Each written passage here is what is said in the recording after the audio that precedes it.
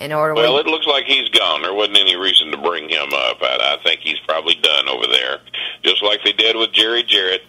They run all the greats away. Even I took a little time off after I was besmirched on the great debate, but I come back and rightly took my spot amongst the top. Yeah, you're pretty good at taking some time off. New ratings score.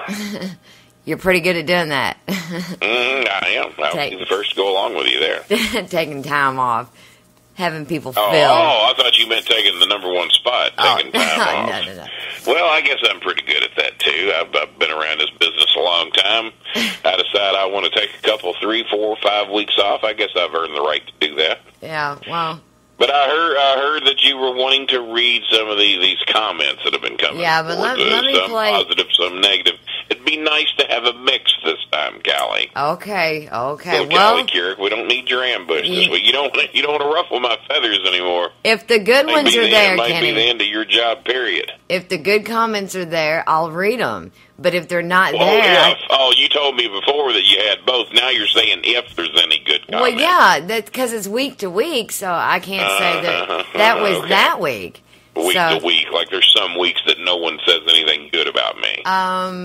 There might be one or two in there. Yeah, sure. That is amazing that people can get so jealous or so aggravated or so eaten up with what I do for a living and to give back to my community.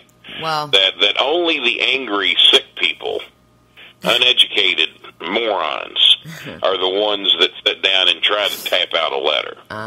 Well, you would think the intelligent people like myself, maybe even you, would sit down and actually write a good letter and say what's necessary to make me happy and to keep me a part of certain radio shows and to make sure I still go out and do the autograph signings at the Mr. Gaddy's. And I'm going to be in London, Kentucky this week. I'm going to be in possibly Charlestown, Indiana later tonight, health permitting. Seymour, Indiana in the near future. I mean, there's lots of places where we're going to help these kids out. And you think that the people would want me to be there. Yeah, I agree with you there. But when you go into things like this next clip that I have and you describe that there's a goon from the WWE, you want me to go ahead and play the clip for everybody here? Yeah, go right ahead. All right. This could be why people give you negative comments, Kenny. I'll just go ahead and say we'll see. Okay, here we go. And Mean Gene Okerlund, he don't do little rinky-dink, and I know, we get 40, 50, 60,000 callers in on this radio show, but that's not a big deal to Gene Okerlund. I know that WHAS Radio here in Louisville's tried to get Gene Okerlund on before, a 50,000-watt clear channel station that gets into 47 states, and he couldn't get him. But Tommy Fierro gets Mean Gene Okerlund on an internet radio show.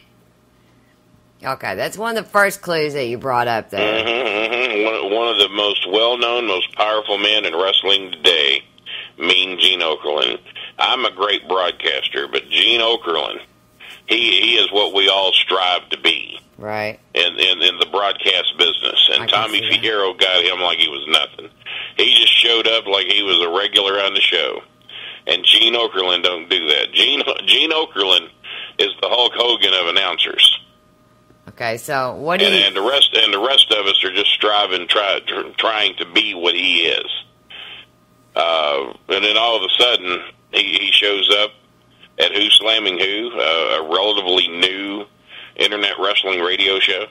Right. And I know that the 40, 50, 60,000 listeners sounds like a lot, but that's not a big deal to Gene Okerlund. So I knew that we had a raccoon in the woodpile when that happened. But I'm sure you have other things to play to back up what I was trying to prove. So right. Well, certainly feel free to divulge that. Well, so that's your reason, you think, behind the WWE possibly having a goon at Who Slamming Who? That's what you're saying? Well, not a goon. There's a difference between a goon and a stooge. Okay, a stooge. A goon, that's the people that jumped me here not long ago, that fractured my jaw. As a matter of fact, the same jaw that I had to have 2 teeth removed from yesterday. So I'm blaming that on Cornette, too. That ought to be another bill that I send him. I was out the better part of $1,000 before I got out of that dentist office yesterday. I don't have health insurance.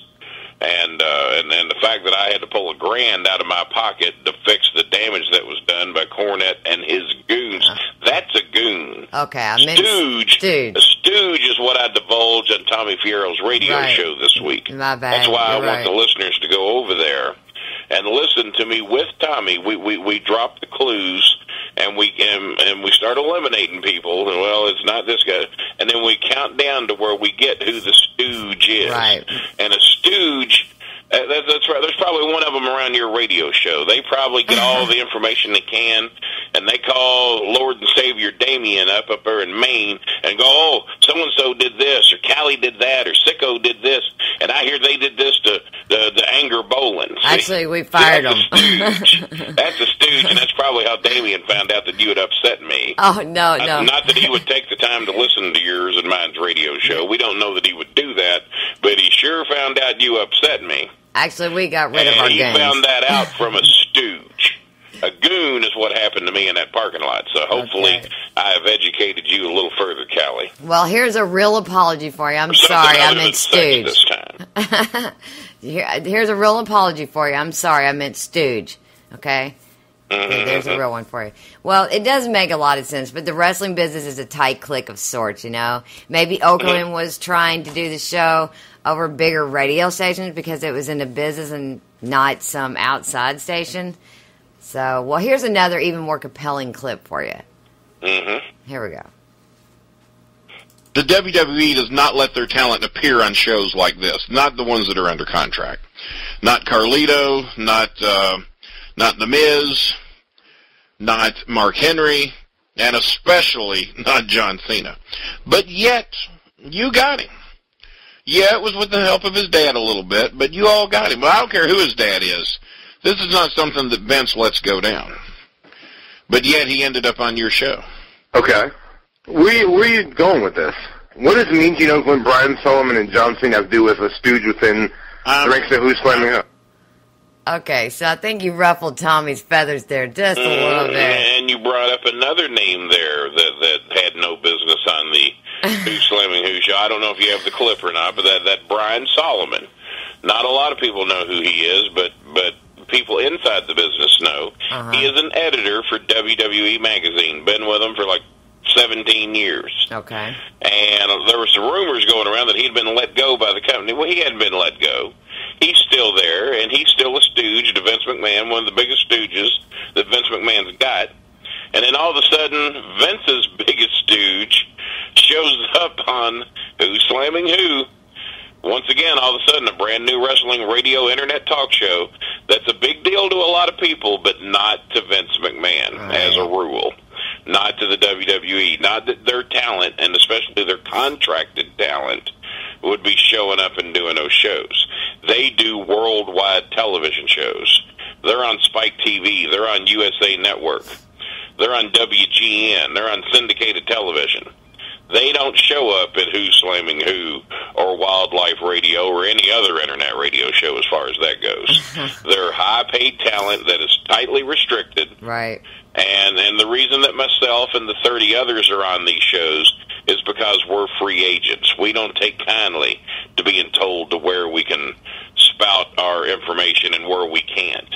And that's why myself and the Jerry Jarretts and the Bill Barons and the Lanny Poffos and even Cornette's on there, but you don't hear him say anything about TNA. Because TNA will fire him in a heartbeat if he starts divulging any private information from their company. Well, you can understand So that's about as best as I can explain it to you, is that big-name talent signed by the WWE or TNA, you're not going to hear them on there talking about anything unless there's a mole, unless there's a stooge, unless there's something to gain. And apparently Vince McMahon had something to gain by placing a stooge on such a popular, highly rated radio show. Right. Well, that I lead. It definitely starts to make you wonder. Have you spoken to Cena lately to ask him why he did the show? I haven't talked to Cena, and that's probably large part due to his dad. His dad tried to run his mouth against me here not too long ago. Okay. And I told Cena's dad what I'd do to him if he ever got within 50 feet of me, but the beating I'd put on him. That there might be some wrestlers I can't whoop, but he sure as hell ain't one of them.